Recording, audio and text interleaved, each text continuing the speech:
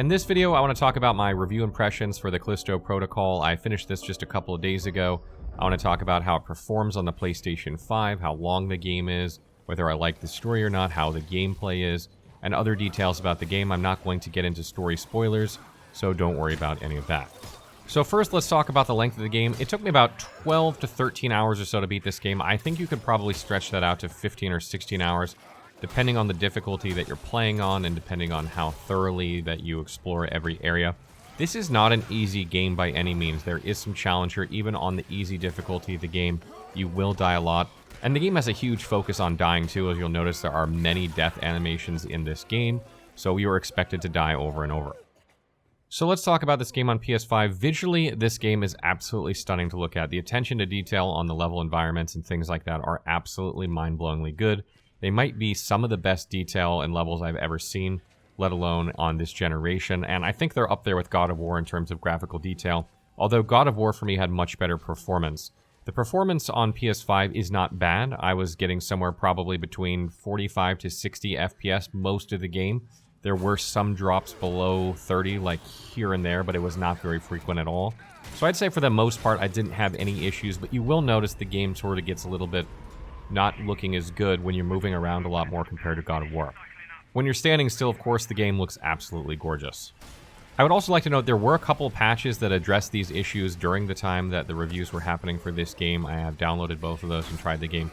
I still have these performance issues, so those were not rectified for me, though they may be for other people. So next, let's talk about the story a little bit. Don't worry, not going to get into spoilers here, but let's talk about sci-fi horror. I love sci-fi horror movies. I love sci-fi horror games. I love Dead Space. I love movies like Event Horizon. This is really my jam. I love these types of movies and games, and so to have another one of those like the Callisto Protocol is absolutely fantastic, and I absolutely love the story and setting of this game. In terms of the story, just the general premise is that you crash land on a foreign planet, shit starts hitting the fan, people start turning into monsters, and you are trying to escape. Not like the most, profound story of all time, but that's not something you really expect from a sci-fi horror game. And it definitely isn't like the greatest story I've ever seen, and it's definitely one that's been done before, but I think it was done justice in this game, and I very much enjoyed my time playing through it. Probably my only gripe about this story, if I'm allowed one, is that there isn't really a resolution, in my opinion. The game feels like it was set up to be a franchise. I fully expect there to be more of these games, not unlike the fact that there were multiple Dead Space games. So it's not like the game was designed to be a compact, complete experience, in my opinion. It's sort of like the beginning of a larger story, and that's great, but at the same time, it's also kind of a negative. Moving on from that, let's talk a little bit about the gameplay. So the gameplay is essentially you facing these monsters as you're trying to escape, and there's different varieties of them, and combat is extremely visceral, it's extremely challenging, and it's done in a way that I've never seen really done before in other games. Like, you're literally dodging with the sticks and timing your attacks, and there's like no real way to like create distance between you and enemies very easily. So once you're engaged with an enemy, you're basically facing that enemy, and it's either you or them. You're either going to win and you're going to live, or you're going to die horribly. It took me a really long time to get used to this combat. I'm used to pressing back to get away from an enemy to like move backward and create space, but in this game, it blocks. So that's something that I had to get used to, and obviously trying to read enemies and dodge their attacks in the right direction is something that you spend a lot of time getting used to, and I'm not sure I ever got entirely used to it.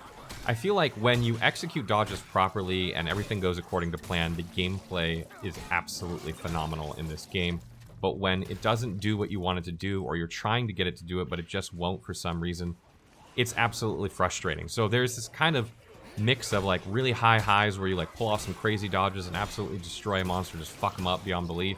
And there's some other times where you feel like you should have, and for some reason you just couldn't with the controls, and it's really, really frustrating. Beyond that, though, the exploration elements of the game are fairly linear. Like, there isn't a lot of, like, off the beaten path. There are some things, and you will find secrets in this game, so make sure you do explore thoroughly. But it's kind of a joyride. Like, you're kind of going down one track the whole way, and it's a cinematic experience, and it's great. But, like, you're not gonna, like, go off the beaten path too much, in the sense that, like, you won't ever get lost. Like, it's very easy to figure out where to go. There's signs pointing you, or unlike God of War that has a yellow paint or whatever kind of showing you where to go, this game has blood trails, so just follow the blood trails if you don't know where to go. While I enjoyed the gameplay for the most part, I think it was a very fun experience. There are a couple points I want to critique here Gameplay decisions that I'm not sure work really well for this. First of all is the fact that the game autosaves a lot, which is fine, and you can manually save, which is good. However, because it autosaves so frequently, you tend to not manually save, and what can happen is, if you get into a scenario where the game autosaves and you have very low health, and then you're fighting like a boss enemy or a very tough enemy, or maybe you have low ammo, and you die because you have low health when you fight this enemy for the first time, and you reload, you have low health again, and you have low ammo again. And you will keep reloading with low health and low ammo. This is a really frustrating point, because if you didn't manually save because you basically haven't had to for a while, then now you're going to have to reload some other autosave. And if you didn't do well before you get locked into that autosave, you're going to have to go back a couple saves and play better in order to, conclude that part of the game. And it can kind of break the immersion and flow of the game a little bit, because it's a very story-driven game, and having to go backward isn't really what you want to do. I think it would have been better here if they made it so after you died, you reloaded from that spot with like half your health, or maybe 3/4 of your health, or something a little more sensible than if you're at like 1 health bar or whatever, or if you have no ammo for your weapons, maybe you have some ammo, because otherwise you're just going to spend time going backward. And this might happen to you multiple times throughout your playthrough. And another point that's somewhat related to this is that you cannot skip cutscenes, and why this is frustrating is that, as I mentioned, there can be times where you get locked into a fight where you can't win with what you have set up and you need to reload a previous save. Well, maybe you have to watch a cutscene now when you reload that previous save, and you can't skip through that, and some of them are long. And there's a boss fight in this game that's got 2 phases where that's got a huge cutscene before it, that you get locked into the second phase when you die. So if you get to the second phase and you have like 1 hit left, and you can't beat it, now you have to reload, watch that entire cutscene again, that's like 5 minutes long, do the entire first boss phase again, and then you're locked into that second phase. And maybe you did crappy at that first phase again, and now you're locked into it and you got to reload. This happened to me several times, and it was extremely frustrating. Aside from these couple criticisms, though, that can easily be remedied in the future, I really, really enjoyed my time with the Callisto Protocol. It was short and sweet. It was a fun game. It was a good game. It wasn't the greatest game I ever played, but it was absolutely worth my time. The question, though, is it worth your money? This game doesn't have a lot of replay value to it. It is a game that you play from start to finish, probably in a day over the weekend or a couple of days, and you're done. There's not really anything left to do. There's no New Game Plus. You're not going to like start New Game Plus and then go look for stuff, because there isn't one. So any secrets you missed on your first playthrough, you'd have to create a new game and go be a little more thorough with. So you may or may not enjoy that as much as a New Game Plus. I don't know. But I think a lot of people are going to have a hard time justifying 12 to 15 hours for $60 to $70. The game plays a lot like a movie. Like, Fex was sitting next to me while we were playing, and she was just watching, and I think she enjoyed the experience nearly as much as I did, and she wasn't even playing. So I definitely think like maybe if you have a group of people and you're playing together and you're all watching, it might be worth that. But in my opinion, it's hard to justify so little gameplay for that price point. Now, if price point isn't a concern for you, if you're made of money, or we'll just set aside the price point for a second, this game's a slam dunk. Go play this game. You're not going to regret playing this game. It's absolutely worth your time. I can hands down recommend this game to you. I have a hard time doing it at $60 to $70. That is a tough thing for me to do. I didn't have to buy this game. I got a review code, so I absolutely enjoyed the hell out of it. But if I had to pay $60 or $70 and I was done in one day on a weekend, I don't know if I'd be quite as satisfied as I feel right now.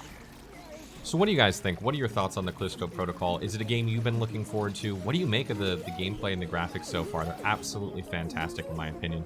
Are you guys excited for this game? Do you think it's worth $60 to $70 for a 12 to 15 hour game? Let me know in the comments below.